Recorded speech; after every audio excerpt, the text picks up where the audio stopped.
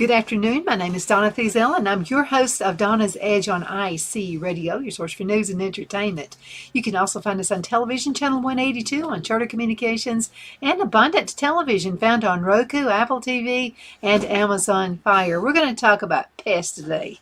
Yeah, pests. I'm talking about those little creepy rats and mice that you can get a lot of times when you live out in the country, like we do. We have chickens. We started noticing a population of rats, and some of them have made it into the house. And of course, we have some quick and easy ways to get rid of those. But Phil is going to be the star of the show today, and he's going to talk about some things he's putting together to get rid of rats the easier and less expensive way, okay? Much more cost effective. So we're going to be right back in just a few minutes. Take a look. Okay, so Phil, we've run into an issue. Since we brought in animals, we brought in some chickens, and also since we've added compost gardens outside, we've run into a rat issue in some parts, and I don't like even one rat. Not even a small one? No. That's a mess. You got rats. They're huge. They're going to tote us off if we don't get rid of them. Right. So now you have also discovered a way, because they're even getting into the greenhouse and they've eaten some of the basil, and that's when I started really getting upset. Right. So you've come up with a way that's going to get rid of the rats. You know, so we've tried traps and stuff like that, and it gets rid of them, but you've come up with a fast way to get rid of these rats. So let's talk about that for a few minutes. Okay, we've done a lot of research, and we've tried the rat traps, mouse traps. Sometimes they will eat the bait off of it and not trip it. Mm-hmm. And that's telling us probably that's the little mice. Mm-hmm. But I have mouse traps, and don't trap them sometimes. And sometimes they will get off. Mm-hmm. Because when it hits, one of the traps hits, they're going to try their darndest, and they will. Sometimes they will get off, sometimes not. So we come up with one that we looked at and was very successful with a guy. So we're going to try it. Now, what we're going to do, we're going to do the Jiffy corn muffin mix. Mm-hmm. This will attract them. Is it the corn in it, you think? It could be the corn, the smell of it. So there's going to be two ingredients. We've got the corn, the meal, the cornmeal, for half of it, and then since we've got rats, we have glass jars to store everything in because they like to eat. Now this is just plain baking soda. And yeah, because I got into the baking soda one day, and so just because of that, we're afraid that we'd get into other stuff, and like you just said, put everything in jars. So we've combated to try to not lose our stuff here inside, but we have a lot of them. We have dog pen. We have two buildings between the dog pen with stuff stored in those, and then we have a chicken pen on the end of it. Then we got the garage. So we've got them all across the board. So it's getting. But we started noticing them getting into the chicken feed. So they love corn. So I guess that's why I'm wondering if that's why you're using the Jiffy. I had to get steel metal trash can to put the feed in, so I can have a top on it so they can't eat through that, because the plastic they would eat through and get the problem. So what we've got here, what we're going to do is we're going to take the muffin mix. We're going to put, if 1 teaspoon is good, a tablespoon is even better. So we're going with the tablespoons. We're going to put 4 of each in our mix. In our container. Now, on the container, we really splurged on that. We went all the way to the dollar store and got these picked up. It's not $1 anymore. It's not $1 and a quarter store. But I made a hole here big enough for the rat to get in. At least the head. Once he gets the head in, and then I'll explain to you what this does to the mice and rats. But you're doing that because we were afraid the chickens were going to get into this stuff. So this keeps the chickens out. You can't use poison around the dog or the chickens, because chickens are nosy. The dogs are nosy.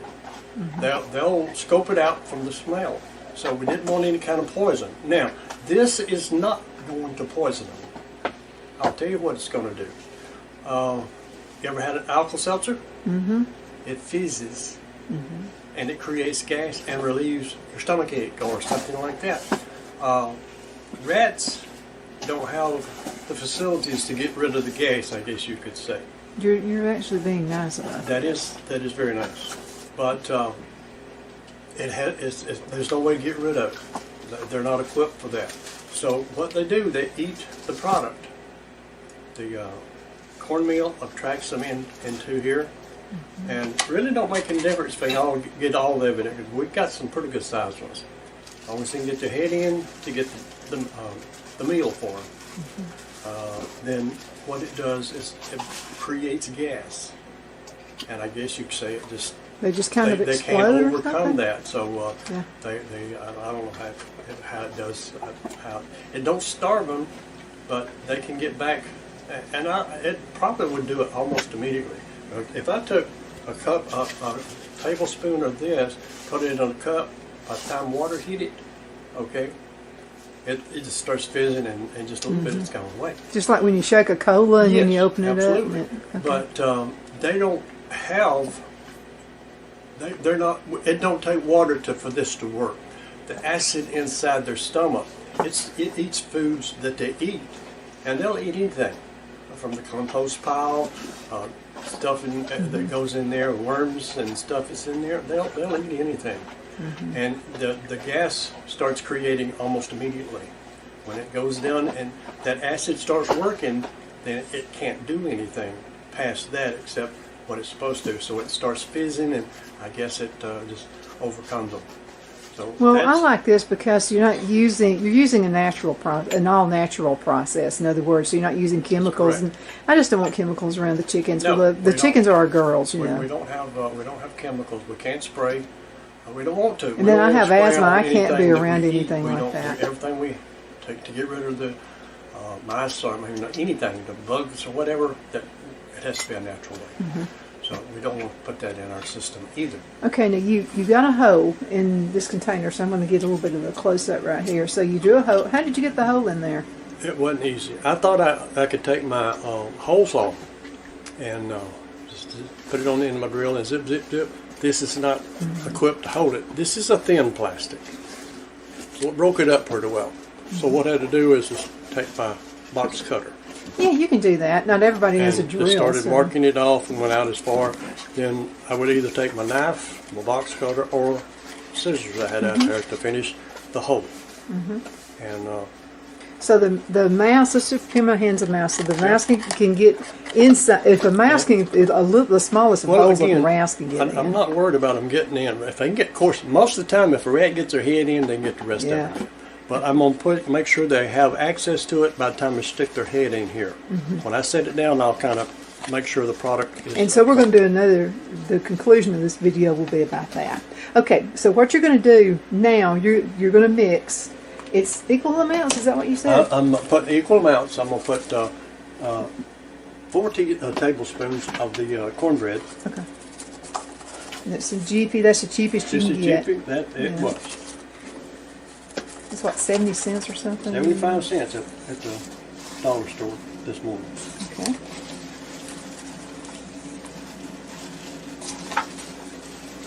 Now, you can put any amount you want in here. If you want to try a smaller container with two spoons, that would be fine.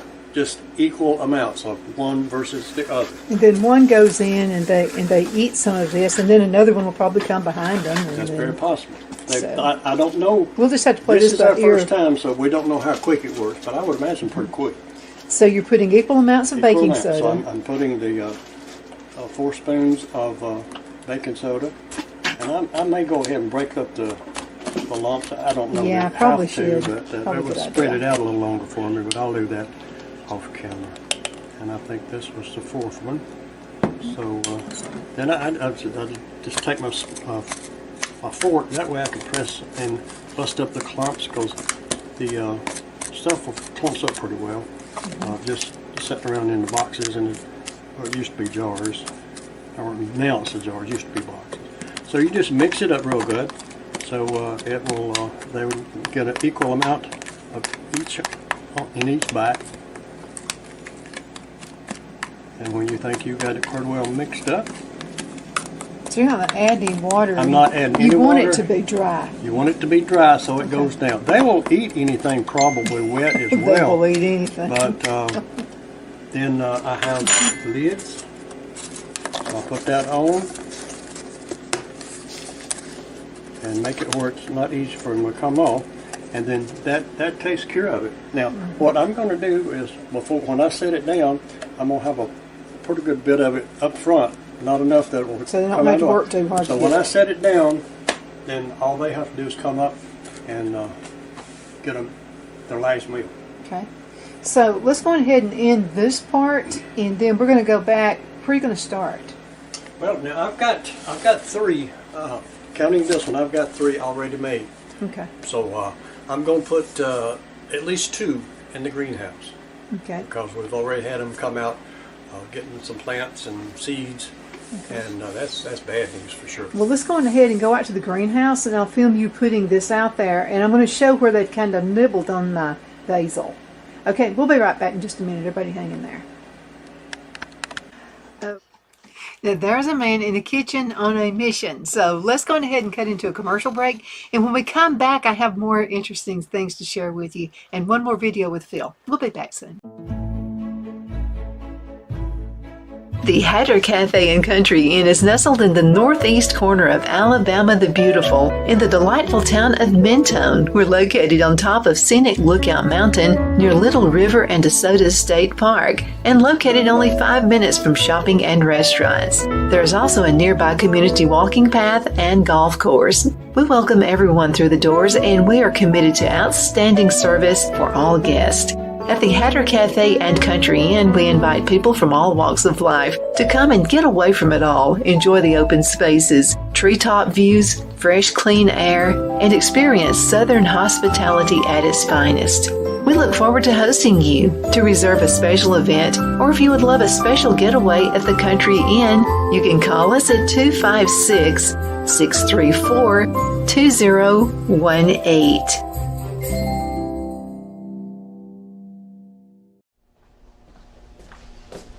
Are you ready? We all wonder what tomorrow will bring, but the future lays itself at the feet of the prepared and surrenders to the will of the persistent. It's not easy, but today shapes you so you can shape tomorrow. With Northeast Alabama Community College, when the future asks if you're ready, you can answer yes. Begin your future at Northeast Alabama Community College. The only place I buy my beef is Lone Tree Ranch in Collinsville, Alabama. Their cattle is born and raised on their ranch, grass and grain fed, and you can feel confident when you serve your family and friends because their beef is all natural and no antibiotics or hormones are added. You can buy whole beef or perhaps go in with family or friends and buy half. Their customer service is #1 as they take care of the delivery to their local processor and can deliver to your home for a small added fee. They also offer herd replacement heifers. I always call Lone Tree Ranch in Collinsville, Alabama for my beef specialty recipes and cookouts, and you can too. Food shortages are increasing, so buy local by calling 256-523-6462. That's 256-523-6462.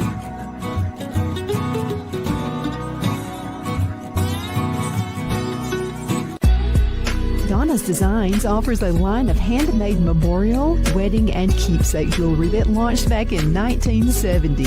I'm a self-trained jewelry designer, and I will work closely with you to create unique designs you can love and treasure for years to come. Whether that be flowers that were used in a funeral arrangement or stones you found on the beach at a memorable trip, call me at 256-659-4319, and let's think of the possibilities. My Towels solved a problem that we've all had with towels. You go into the stores and they feel lotiony and soft, but then you get them home and they wind dry you. That's why I made My Towels. They actually work, they're soft, and they absorb. And now I'm excited to announce 2 brand new lines of My Towels. What makes them the best towels ever is they're now made with 100% long staple Shapir cotton. This is a combed ring spun cotton that makes my towels even softer and more absorbent than ever. And now you get a 6-piece set for an amazing introductory sale price as low as $29.98. So go to mypillow.com or call the number on your screen. Use your promo code to get my towels for only $29.98. Or you can get my designer premium line for just $20 more. Either way, you save 50% now on all my towels. They actually work. What a concept. This offer won't last long, so please order now. mypillow.com.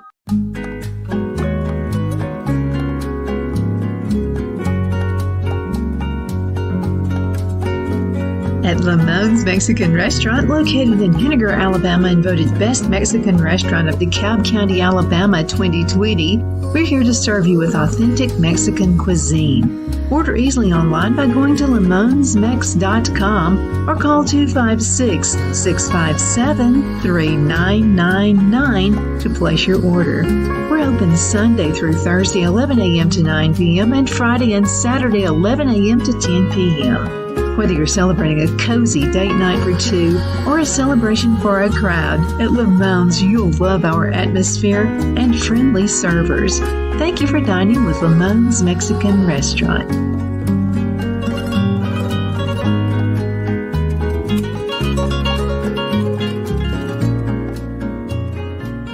Okay, we're back, and we are on a mission. We want to get rid of pests the best way we possibly can, and some of those are just those little creepy little mice. I love animals and I love pets, but not mice. And so those little pesky things have been in the garden. They've just been everywhere. So we want to get rid of those.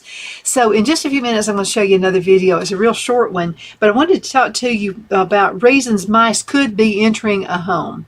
While mice thrive in any environment, they're out in my greenhouse. They hang around the chickens. They go to the garage. They go everywhere, but they can enter your home. So let's talk about this.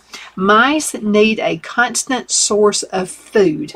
If you have exposed food or crumbs, mice will be really happy to stick around for that. They also seek shelter. You know, when it starts getting cold outside, they're going to start coming into your house. Nesting, eek. So when mice want to breed, they look for soft materials in which to build a nest. Now, a home can provide them with many options like cotton insulation, pet hair. I mean, whatever it is, they use their imagination. So how do you know if you have mice? Believe me, you're going to know. You'll know that you have mice when you see a few signs. But before we get to that, let's go on ahead and look at the next video. Okay, so Phil, we've run into an issue. Since we brought in animals, we brought in some chickens. Okay, so Phil and I are in the greenhouse right now, and I just want to show you where they tripped these. They must be big ones. They're huge ones. Yeah, so these are like big traps. And so they've tripped these. And what I wanted to show you guys, the reason that I'm really upset, I come in here every day. And so you can see the basil here that I propagated.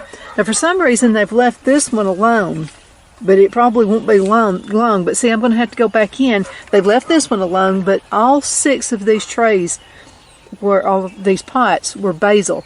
And see where they've eat at it right here. And they did eat these 2 all the way down.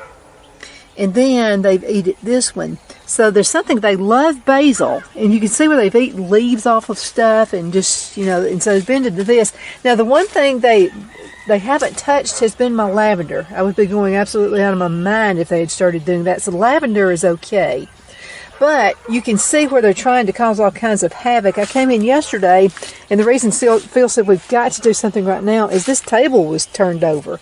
Now, it could have been the wind. I don't know. But then you can also see here where I just got trash in this potting soil bag right here, and you can see where they eat into that. And so we just got to get rid of them. And I just, you know, they are total pests. But anyway, they love basil apparently. So right here looks like they've stepped. See, even if they don't eat it, sometimes they'll step into stuff. This is my pitcher plant right here that I'm propagating. So anyway, Phil, so what are you going to do? Okay, what I'm going to do now, you can see that the empty rat traps.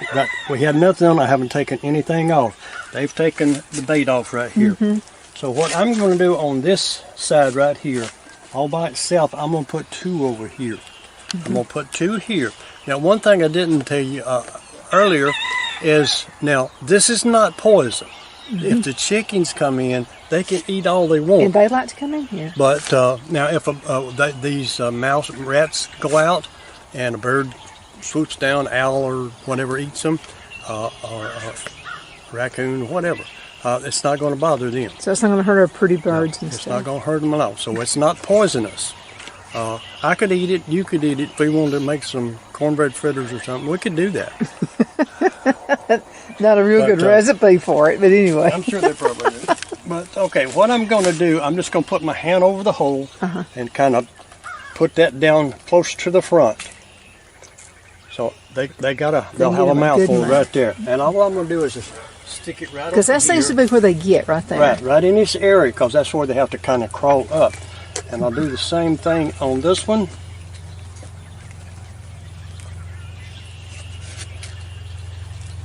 We'll just kind of put them like that. And I may put these traps out again too. Now, this is where we have the activity. Now, before we walk out, or as we walk out, I can show you a place over there where Donna had some seeds that she was going to utilize. Oh, boy, that upset me. For sunflowers. They ate all of my sunflower seeds. Maybe, right here. Right there. Yeah. See where they got into my sunflower? They ate everything. All they left was the hulls. So, yeah, that was just... See, and I mean, I'm telling you, they'll wreak havoc on your garden. And I'm going to come back out after a while and put one in right up where what you're looking at right now. Yeah, we need one right there as well. So we'll have 3 in the greenhouse. Now, House. one guy was talking to us about using a bucket and putting water in it, but I don't know. What do you think about that? Well, we may do that also. We'll see how this goes. If this don't work, we'll keep trying to find out something. But now it's not going to happen overnight. They didn't come here overnight, so we'll just kind of try to weeding them out, just 1 or 2 at a time, whatever it takes. Okay. And if we spread it in the garage, which is to my left, and we can scan around. When we get out, you can see the chicken coop, and then we'll walk by the dog pen. So that's the main concern. We have 2 buildings between the dog pen and the chicken pen that we keep locked up, and it's got stuff stored in it. So we're going to go in there and put a couple in each one of those, and and in the garage I'll have a couple in there. So we're going to see how it works and hope for the best. I hope it does. I do Okay, too. this is going to wind this one down. So what we'll do in the morning or sometime tomorrow afternoon, maybe when I get back from Gadsden, I'll be going to Gadsden Mall tomorrow for some broadcast. So we'll come back out here and we'll just see what happens. And again, they could crawl off and we don't even know they. they. I just don't know. But they could crawl off and we won't even know that got them. That's good. The bad part about putting it in the house, if they can get out of it and get to where they come from, then that means when they get there, they're going to die, and then you start looking for where the rat is. Yeah. You smell it. Yeah, we'll be able to smell it. We'll just kind of see how it goes. I hope so. All righty, we're signing off. We'll get back in. This is, again, it's part 1. We'll be back part 2 tomorrow. So how do we get rid of these pests? And how do you really know they're in your house?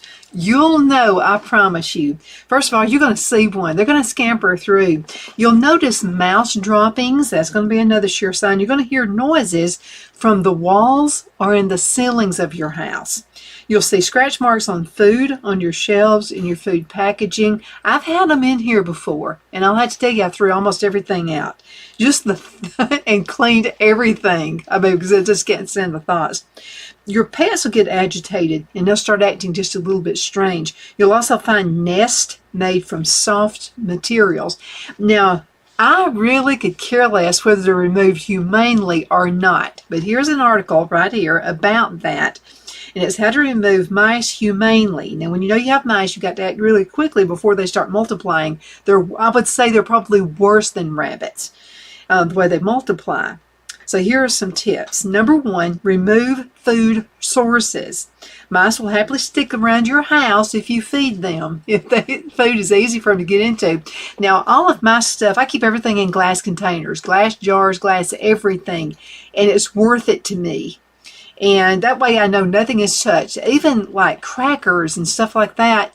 A lot of stuff I leave in the refrigerator just in case one makes its way inside the house. Okay, so the best way is to just cut off their food supply. Make sure no food's left out, and just keep your house really clean and tidy too. Don't leave out pet food. I promise they will gnaw through plastic containers to get into your animal's dog food. Seal everything in glass, like I said before, or metal boxes that mice can't chew through or they can't access. Now, seal up your entry points. This is going to take some investigation on your end.